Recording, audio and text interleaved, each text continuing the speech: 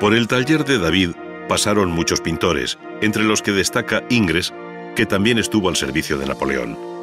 Su formación clásica no le impidió admirar también a los grandes maestros del Renacimiento y del Barroco,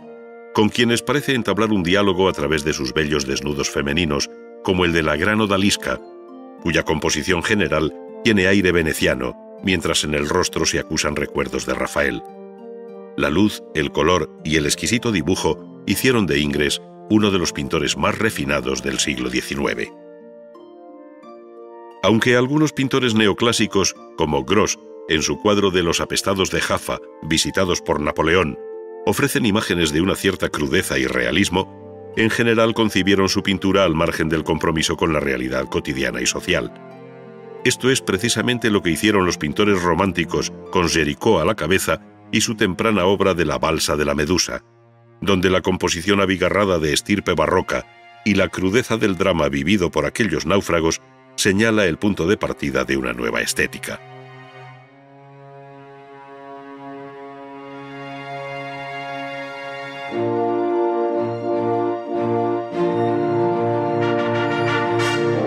Entre los pintores románticos, pero con un perfil propio, se encuentra Delacroix, el autor de La matanza de Quíos, un cruel episodio de la guerra por la independencia de Grecia. Pero al mismo tiempo es el gran colorista del siglo XIX, como deja ver La muerte de Sardanápalo, una tela de gran formato que se expuso en el Salón de 1827, donde provocó un gran escándalo. Ello se debía a la libertad compositiva, narrativa y cromática de Delacroix, en todo opuesta a la de los pintores neoclásicos que, como Ingres, también expusieron en el Salón de aquel año.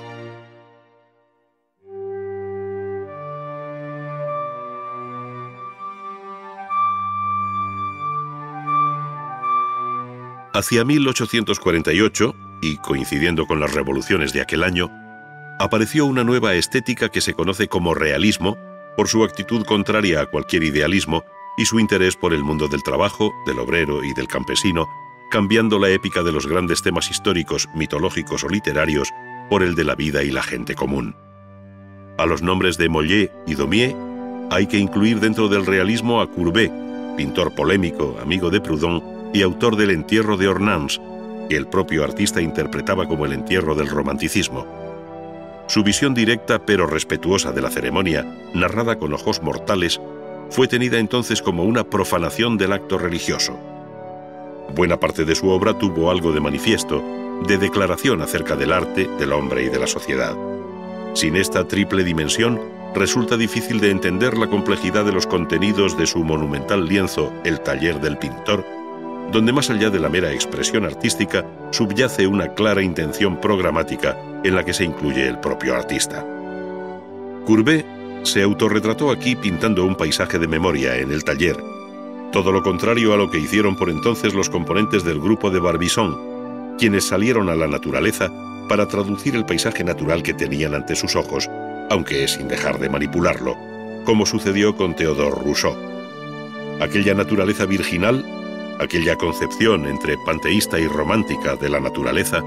sedujeron a otros muchos pintores que desde ópticas y lugares diferentes hicieron del siglo XIX el siglo del paisaje.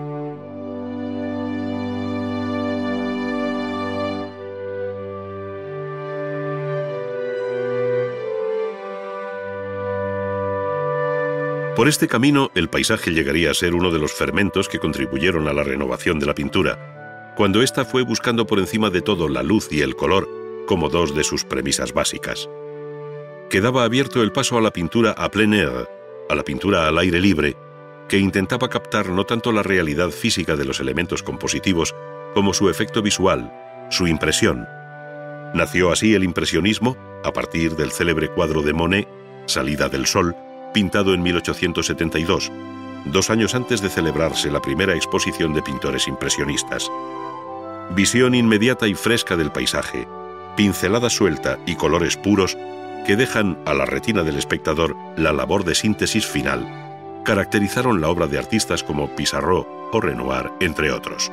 El paisaje, como campo de reflexión pictórica, conoció en los últimos años del siglo XIX todo tipo de indagaciones, de tal manera que mientras algunos pintores como Cézanne le devolvían una cierta corporeidad geométrica, otros como Seurat lo sometieron a un riguroso análisis cromático y compositivo con unos resultados que tienen mucho de onírico y que la historia del arte ha bautizado como neoimpresionismo.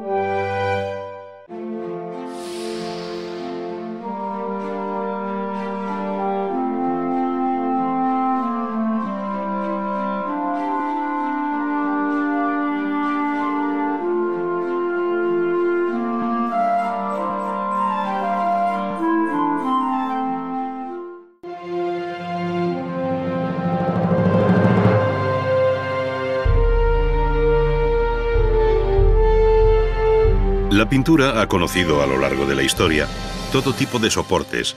alcanzando su expresión más amplia y monumental en las grandes composiciones murales.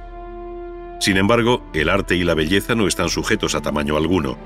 de modo que sobre el sencillo caballete del pintor se han realizado obras maestras con las más variadas técnicas en muy diferentes superficies.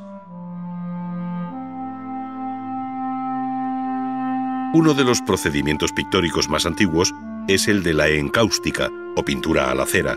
sobradamente conocido por griegos y romanos, pero de corta presencia en la historia de la pintura, dada la dificultad de su preparación y aplicación. De ella se han ocupado todos los tratadistas, pero básicamente consiste en una mezcla de cera con resina o cola, a la que una vez calentada y derretida se le añade esencia de trementina.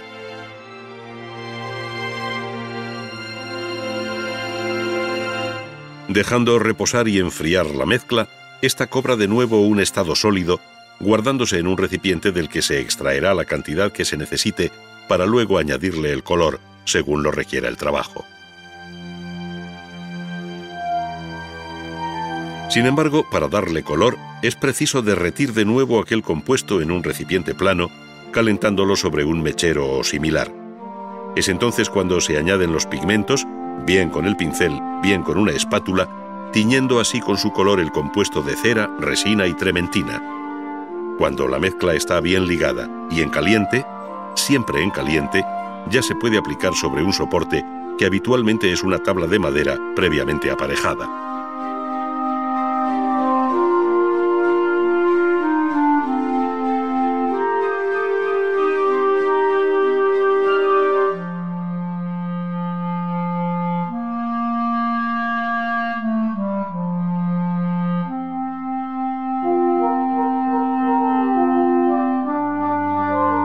La mezcla de pigmentos de color con goma arábiga permitirá la delicadeza y transparencia cromática de las miniaturas que durante la Edad Media principalmente iluminaron los textos sagrados en Occidente. Desde el punto de vista estilístico, la miniatura fue cambiando de expresión de acuerdo con su tiempo, pero la técnica de preparación y aplicación es la misma a lo largo de la historia. Sobre una hoja de pergamino vemos dibujar y encajar primero la composición de esta escena, que al modo mozárabe del siglo X permite ver el proceso tan simple como exigente de los dos pasos principales, el dibujo y la aplicación del color.